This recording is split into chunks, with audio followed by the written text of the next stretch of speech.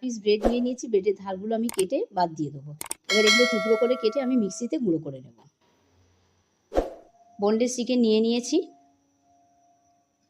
গুঁড়ো পাউরুটি গুঁড়োগুলো দিয়ে দিলাম, নুন দিয়ে দিলাম, লঙ্কার গুঁড়ো দিয়ে দিলাম, আদা রসুন পেস্ট দিয়ে দিলাম, গোলমরিচের গুঁড়ো দিয়ে দিলাম, ডার্ক সোয়া সস দিয়ে দিলাম, ভিনিগার দিয়ে দিলাম। এবার আমি এগুলো মিক্সিতে পেস্ট করে নেব। পেস্ট আমার হয়ে গেছে। অল্প একটু সাদা তেল নিয়ে হাতে মাখিয়ে এটা পুরোটা মেখে নেব।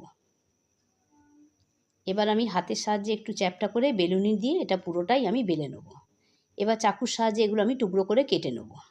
ঠিক এইরকম শেপে কেটে নেব। দুটো ডিম অল্প একটু দুধের সঙ্গে মিশিয়ে তাতে একটু নুন দিয়ে গুলে নিলাম। এবার এক একটা টুকরো এর মধ্যে দিয়ে ব্রেড ক্রামে মাখিয়ে নিয়ে তেলে ভেজে নিলাম। ব্যাস, চিকেন নাগেটস আমার রেডি।